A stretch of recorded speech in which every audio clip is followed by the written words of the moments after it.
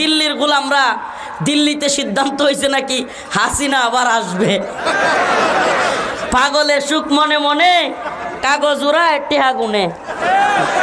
পাগলের সুখ মনে মনে কাগজ উড়ায় টাহা গুনে। তো এই পাগলদের শোক মনে মনে দিল্লিতে নাকি কইছে আপা আইতেছে। এখন হেলো আপা, জি আপা, খাইছেন আপা, বইছেন আপা, এই দল খুব খুশি হয়ে গেছে গা। তোরা একটু খুশি থাক, তাও একটু সান্ত্বনা তো পাইছে নাকি? হ্যাঁ, আপা আইতেছে, সান্ত্বনা। আচ্ছা ঠিক আছে, আপা আইবেন, আপা আসুক, আমরাও চাই।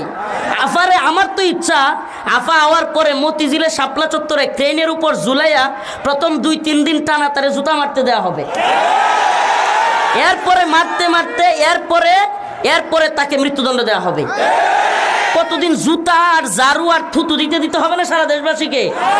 এদেশে আলেম উলামাদেরকে জেলে নিয়েছে আওয়ামী লীগ, ঠিক কি ঠিক না? রিমান্ডে নিয়েছে আওয়ামী লীগ, ঠিক কি ঠিক না? ফাঁসির কাস্টে দেশের সর্বোচ্চ আলেমদেরকে ঝুলিয়েছে আওয়ামী লীগ। আমাদের দেশের সবচাইতে বড় আলেমদের একজন আল্লামা সাইদি রহিমাহুল্লাহকে হত্যা করে বের করেছে আওয়ামী লীগ।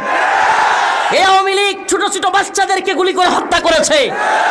এই আওয়ামী লীগ বিশ্বজিৎকে হত্যা করেছে, আবরার ফাহাদকে হত্যা করেছে, এমসি কলেজে স্বামীর সামনে স্ত্রীকে ধর্ষণ করেছে। এই আওয়ামী লীগ হাজার হাজার কোটি টাকা বিদেশে পাচার করেছে। এই আওয়ামী লীগ দেশকে দিল্লির গোলামে পরিণত করেছিল।